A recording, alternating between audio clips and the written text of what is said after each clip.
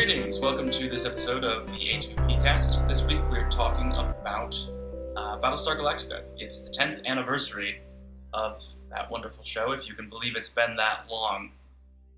So we're going to discuss the show, we're going to discuss some things it did really, really well, how innovative it was, remarkable, quality for a TV show, especially a sci-fi show on the Sci-Fi Network. I think we'd all agree that it's the best thing the Sci-Fi Channel has ever done.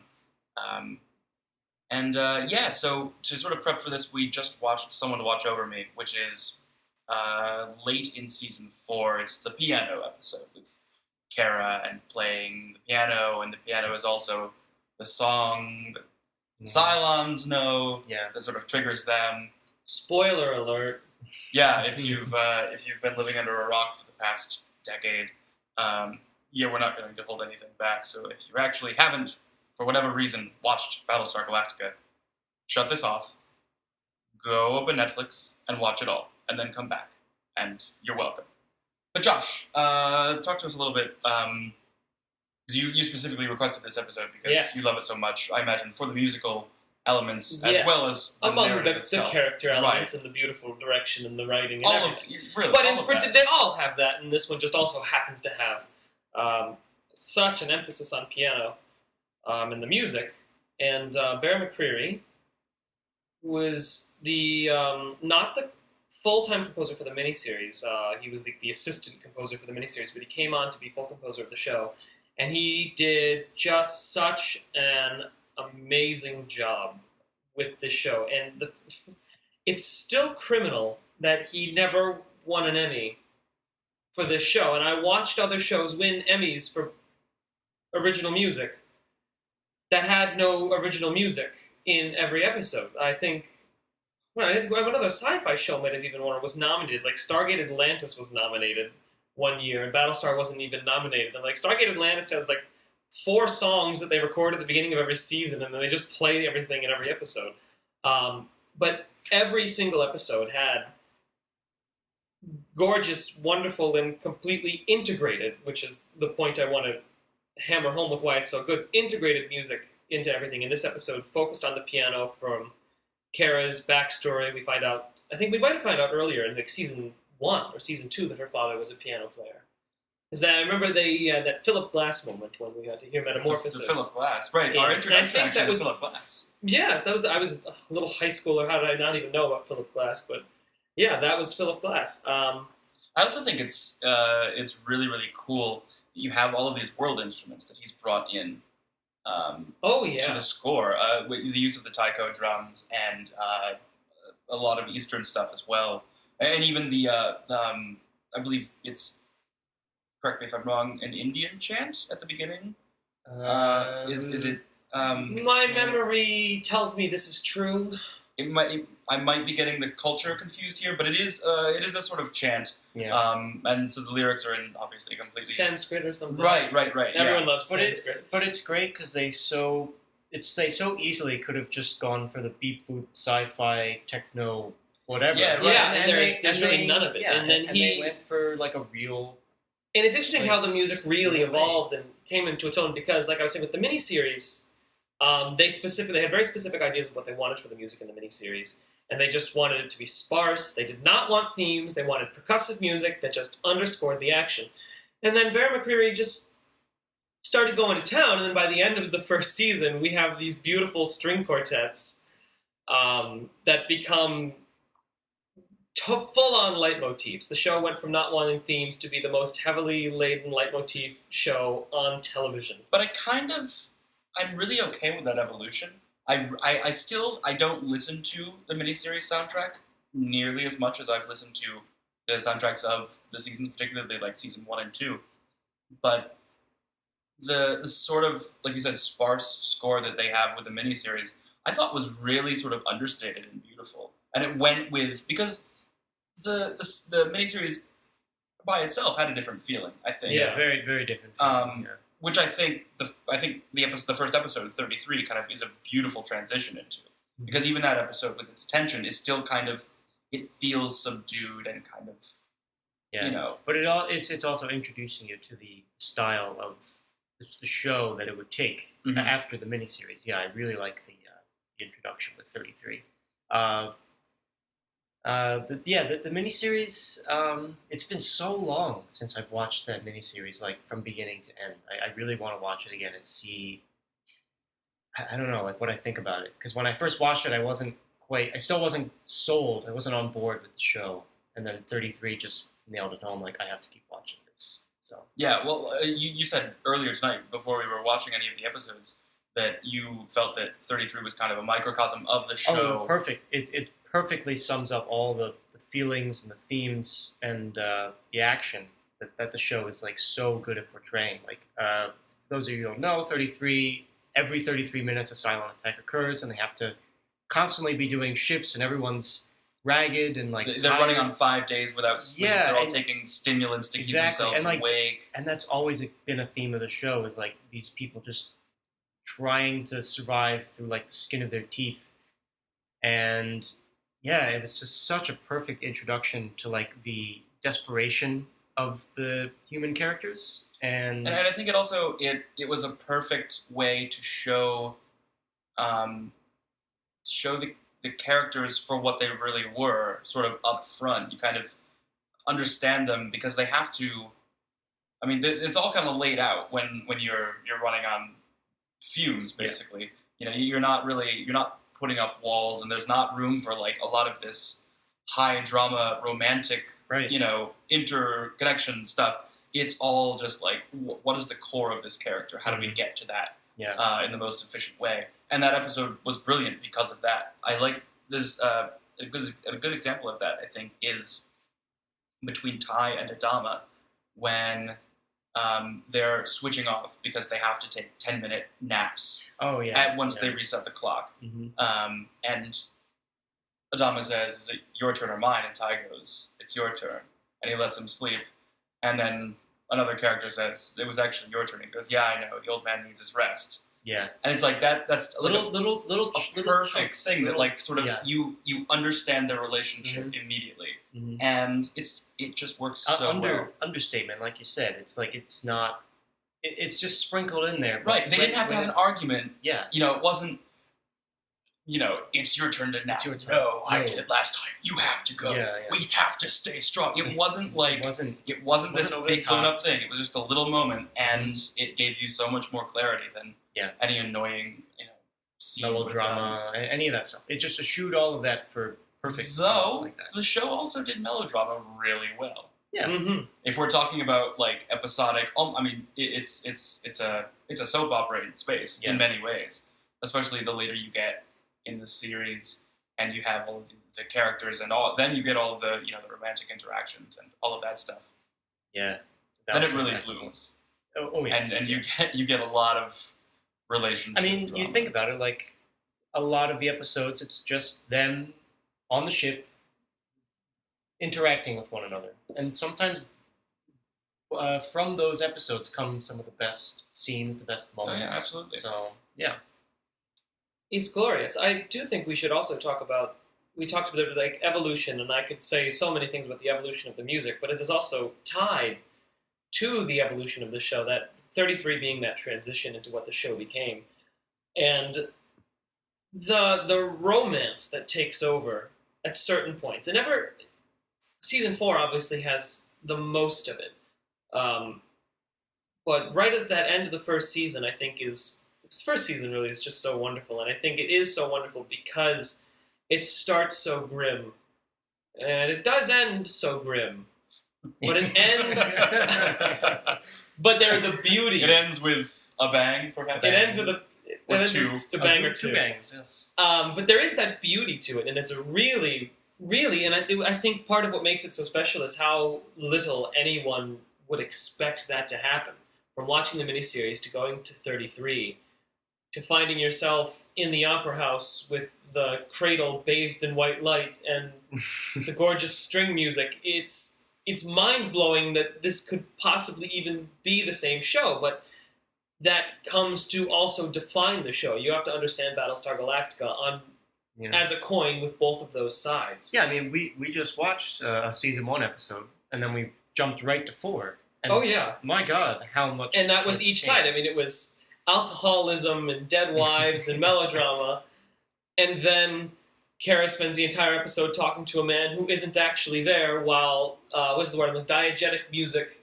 Is Yeah. it or Yeah, isn't it? Is it the totally. soundtrack? Totally It's diegetic. fading in and out. We're moving in between dream worlds and the actual Right. world. Is this something Yeah. the characters are hearing, or is it something that is just for the audience? Yeah. Is it a mixture of both? Can only the Cylons Which hear is it? also It's- what we get into, and then my God, they bring that season 3 comes in. We find out half the characters that we know are Cylons, and that song, which sounded like a song from Earth, and like, hey, that's all along the Watchtower. That's that song that's here. That's weird.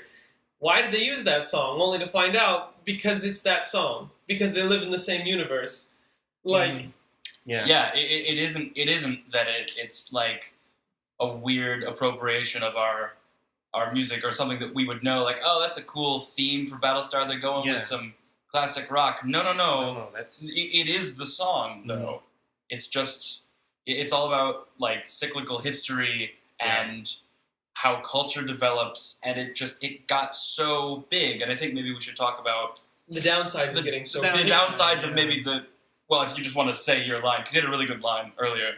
well, as great as the mythos sometimes was, like you wanted to know more.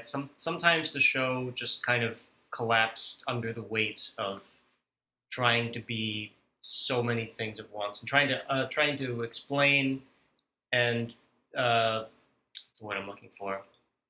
Explain and at the same time make you more curious about the mythos of the show, like. Sometimes Particularly in the later seasons. particularly in season 4, especially, like, yeah, that was a big problem. So Yeah, I mean, I honestly kind of like that the whole Kara thing was sort of just left there.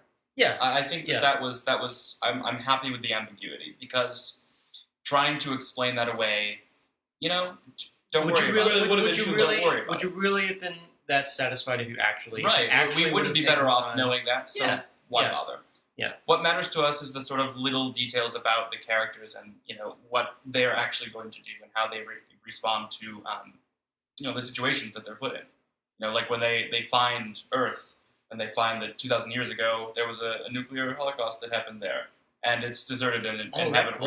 that great scene. That Oh, yeah. shot is Of amazing. all the people just looking upon with grim faces of its devastation. Yeah, That was a great. Oh my God, was that a that was a mid-season. that was a mid-season Yep. cliffhanger? Okay, yeah. Wow. It's just brilliant too. Yeah, and that also reminds me of also finding out that the show did take place in our universe, because it was hard to make that a shock, knowing the original show, and that's exactly what happened in the original show, and watching 4 seasons of a show and thinking, but this show's already happened. Is the ending the same or isn't it the same? And they somehow the use of that Earth thing was really ingenious to get around that problem entirely, because they fooled us so much along the line that we really couldn't expect that it was the obvious answer all along, which is of course my favorite kind of storytelling. Like, oh, they're bringing Battlestar Galactica back. Yeah, but that was 25 years ago. We know how that ends. The joke's up. That's the whole point of the show was that people on Earth come from aliens. That was the whole point of the show. And they brought it back, and they made it all about this melodrama and these people and these great big grand things. You're like, oh shit, this is a new show. Get to the end of season 4. Fuck, this is the same show. Yeah. But we didn't know, and we knew the question, and then we dismissed it. But then it did come back, and I admire that, because of how, especially the Earth, finding Earth, and then you think, well, the game's up, they found Earth. This thing is going crazy, only to make a new Earth.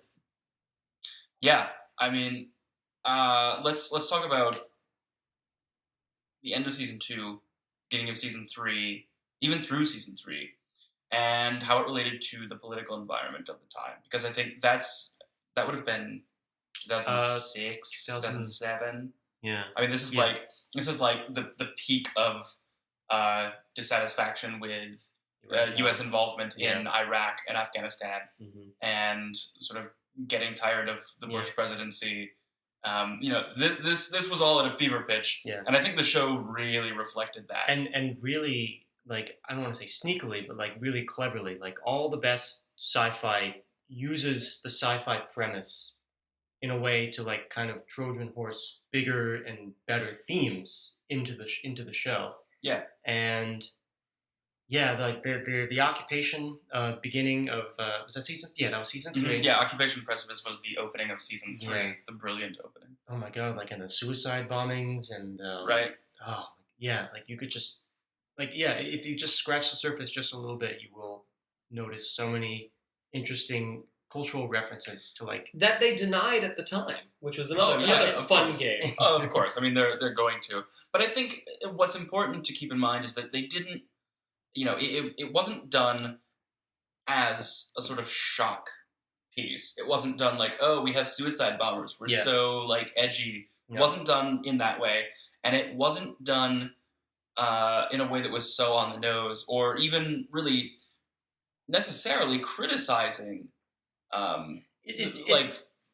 it wasn't taking a side in... it took a view of all sides, is what I Yeah, think, right. which is I think it took a thing that was sort of weighing heavily on everybody and put it in a sci-fi universe and said, look at this scenario Mhm. in another light. Yeah. And I think that's really the best thing you could possibly do with it, Yeah. is to sort of take something that everyone's sort of really culturally aware And the fact of. that you had different characters that you had known for so long taking different sides, the onus was very much on the viewer. Like, how do you feel about what side would you be on? What side would you take? Oh, right, Like, because it there's does- a ton of moral ambiguity in all of it, as in real life. Yeah. Funny thing. Yeah. And I think that it helps with. It never did lose its focus on the characters. I think that ties into a lot with why you said it never felt forced or done for shock or done as a political statement. It happened to be those things, but that was never the intention. It comes across really fluidly, and it doesn't ever interrupt the overall narrative because it's still about the characters. And everything is explained, first and foremost, through their interactions with each other.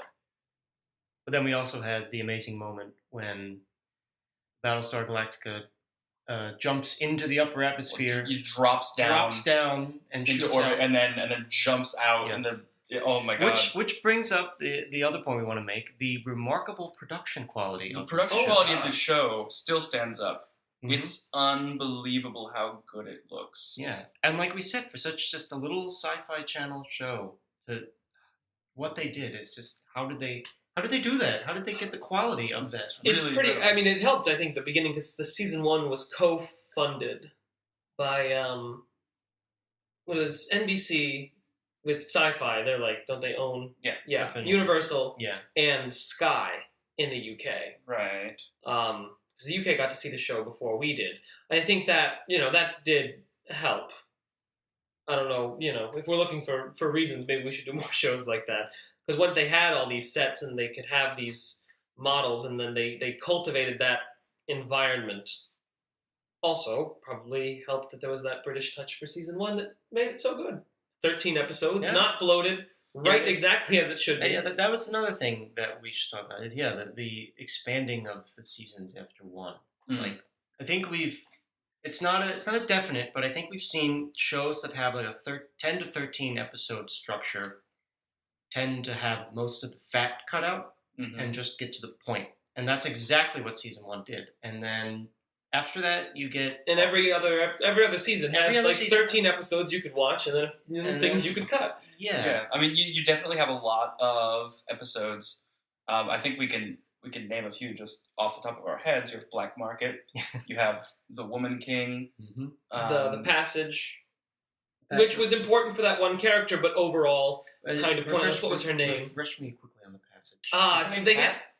Kat, and they have to keep taking raiders through the radiation in order to get things. Yeah, and you have a little right, radiation watch, and then she yeah. had to And then go she and did be it, and then irradiated. she died. Yeah. Not that I didn't really even feel that attached to Kat, but that's Yeah. moving on. And I mean, I don't mind her story, because she had a nice little arc. She was a bitch, and you didn't like her, then you made her to like her, and then she died. Okay, whatever. But Wow. Was it just like it's that? not. Yeah, it was just like that. It's not that it was bad. It's just that again, it wasn't fat that could have been cut that just kind of distracted us. Yeah. It's a sort of secondary From- character. It was a fleeting thing. Yeah. It came and gone. Yeah.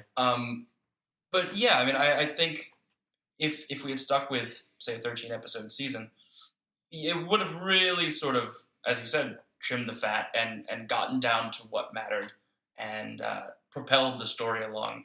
Because it really, maybe this is just my opinion, I feel it seems to wander in the later seasons. Oh, very much so. Yeah, there are. Yeah, I think you introduced this structure to me. Like usually, the first like 3 episodes are great, and then like episodes 4 to 6 are usually bad, and then you have Or not even necessarily bad, they're just kind of moseying, drifty. Yeah, they mosey and just they kind drift, of, and they just kind of where are we going? What are we doing? I don't know. And then you have the mid-season finale, and then the later season. Well, yeah. second mid-season premiere.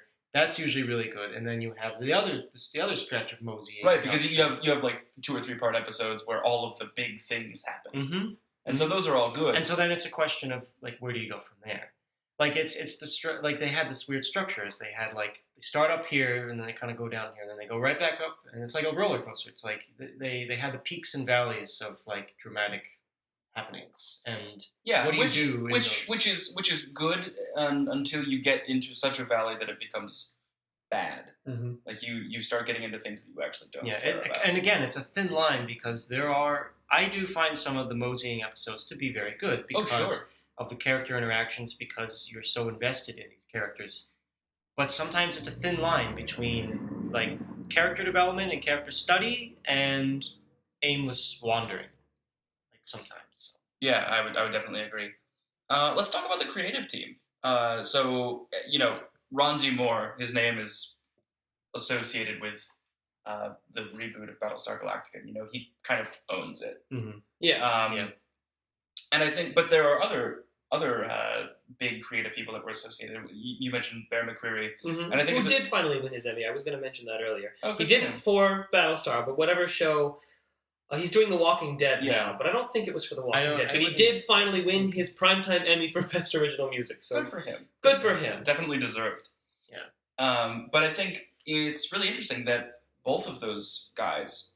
Well, Bear McCreary has a blog, right? Yes, Bear McCreary had a blog for every single episode, and he just went through his entire creative process of the music, pulled it all apart, and it's not something you can read if you're not in the musical world, because he doesn't really hold your hand through much of it. But if you are musically trained, it's glorious to watch him go through and explain exactly why he put the instruments and where he did it. He has notational excerpts as images planted into the blog, so you can see this is this theme, and this is what I did with it, and I put it in this key, and I merged it with this theme because they were having this great little confrontation in this scene, and then I transposed everything down a step, and down a step, and down a step, and I chose this key for when she gets blasted out of the airlock because I thought it was kind of distant from where we started.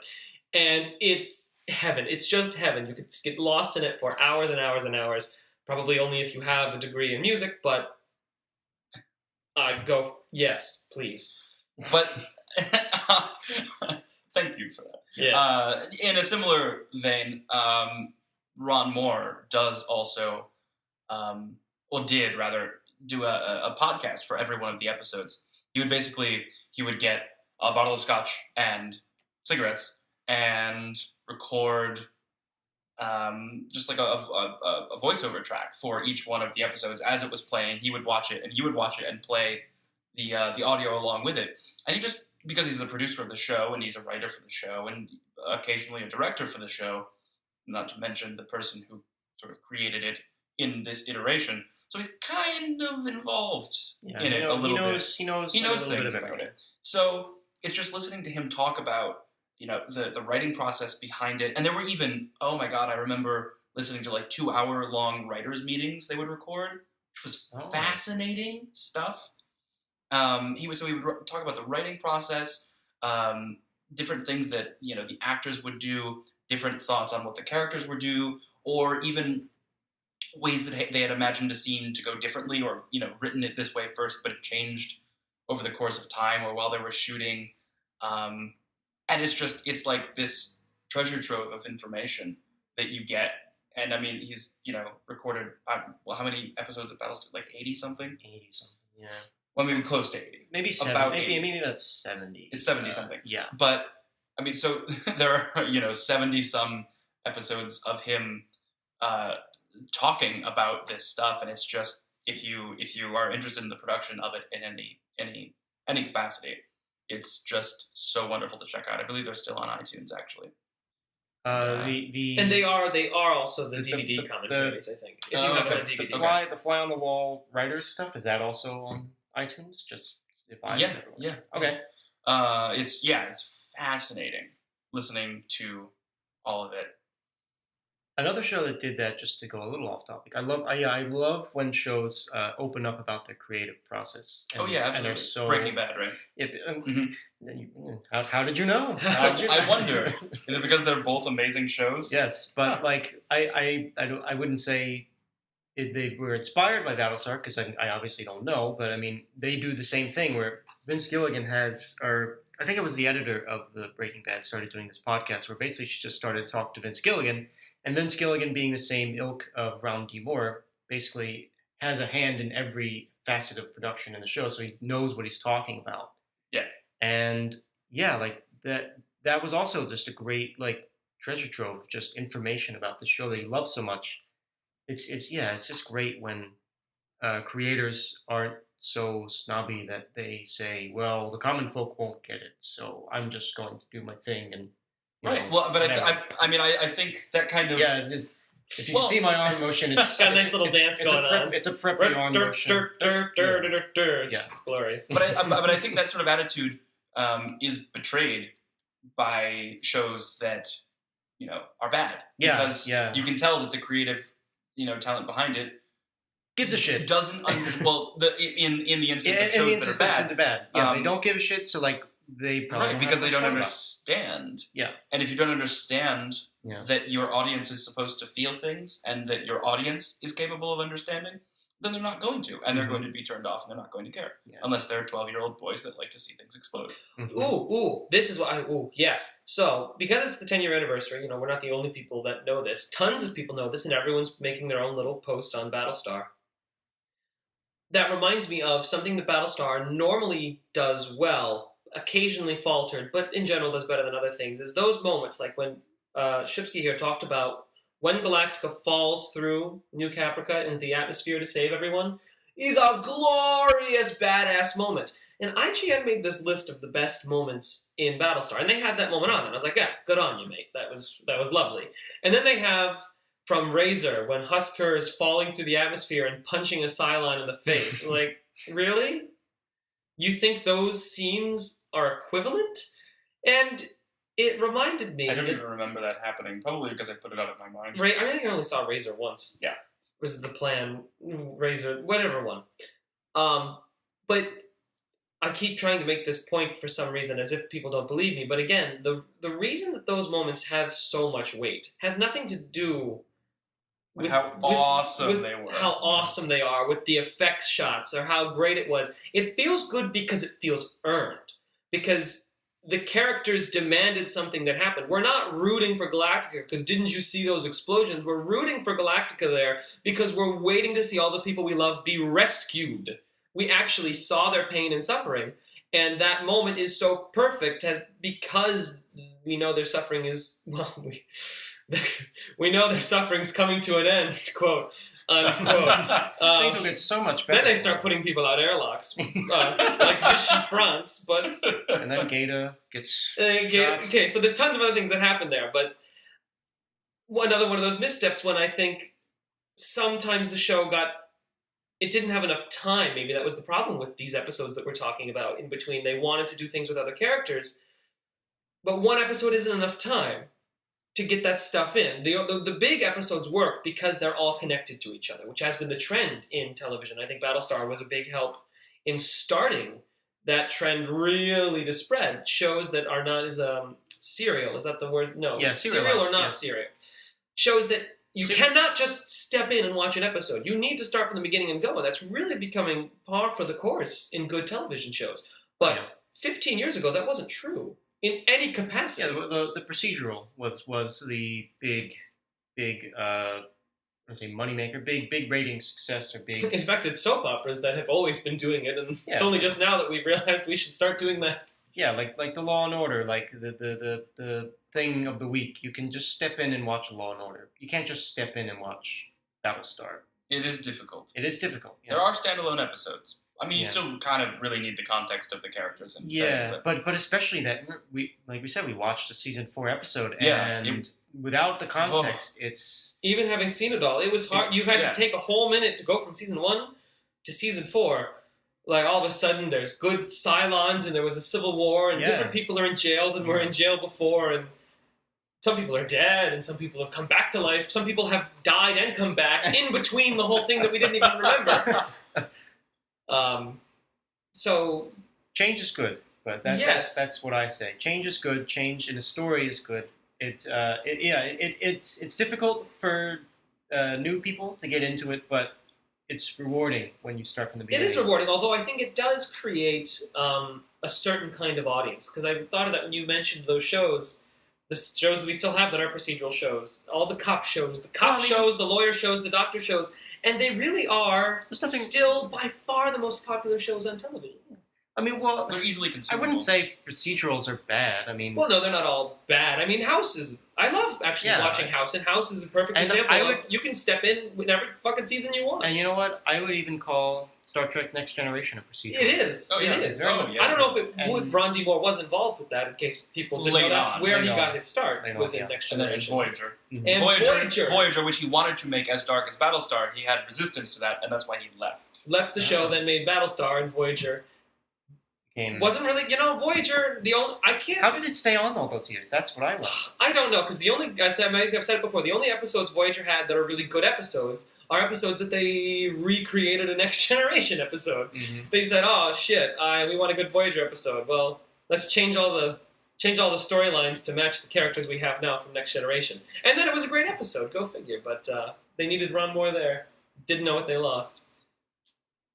Well, sort of in conclusion, do you know of any current sci-fi that is sort of reaching this peak, or do you maybe hope for something in the future? What could that possibly look like? Any thoughts there, or is it kind of, will we know it when we see it kind of thing? Yeah, it's the one sci-fi episode or show that I had a passing glance at was the one that was also the MMO. Defiance. Defiance. Yeah, that Very looked, bad. That Very- looks. I looked bad from afar. Well, I was afraid to. I even think look Bear at it. McCreary did the music for that I one. think he did. Yeah. So that's what got me excited. A lot of the people that worked on Battlestar also worked on Defiance. But see, that was also true of Caprica, and Caprica was garbage, Yeah, but unfortunately. this, God, I don't know. Sometimes That's the stars just align, and yeah. you need to have the right. You need to have the right idea, the right team, and the people on that team need to be at the right point in their Just lives to have the luck. right Yeah. Just luck. team work together. Just luck it. But as far as sci-fi show now, And sci-fi's kind of fallen off a bit. It really is. Yeah, There you is don't no wanna- show. There really was no show. Firefly is the only show that kind of resembles Battlestar. yeah, Well, because it has so much character, I think. Right. It's, Joss Whedon, so. yeah. But aside from that, I don't know, and I don't know if we're going to have this. What big sci-fi shows are around in the world right now? I mean, Doctor Who, just barely sci-fi. I mean, well, sci-fi, fantasy, Sci-fi, even very putting them in much that category, we got the fantasy. Supernatural still going on, Yeah. which is okay. Yeah. Not, I don't know if it's much to write home about, but it's okay. We have a rise in fantasy, which is good to see. But I mean, yeah, as far as sci-fi, Good space adventures. good space adventure. That isn't just a schlocky action movie. Like Yeah. Star Trek, like Star Wars is sure to be. Mm-hmm. It's unfortunate. It is unfortunate. It's. We have to savor these moments. Next time We we get a good sci, we need to know from the beginning to the end that these are fleeting instances of genius when a good sci-fi show comes along. Yes. Suppose that'll do it for this episode. You can like our Facebook page at facebook.com/alive2play. Find us on Twitter at alive2play. We've had lots of stuff going up on the website. Lots of stuff being cranked out by our writers, including myself, mostly myself. We actually did a wrap-up of VGX, Spike's Video Game Awards. So there's like a ton of stuff on there that I just put up. And basically what you're going to be playing for the next year is all on that page. So you should definitely check that out. But we will talk to you guys next time.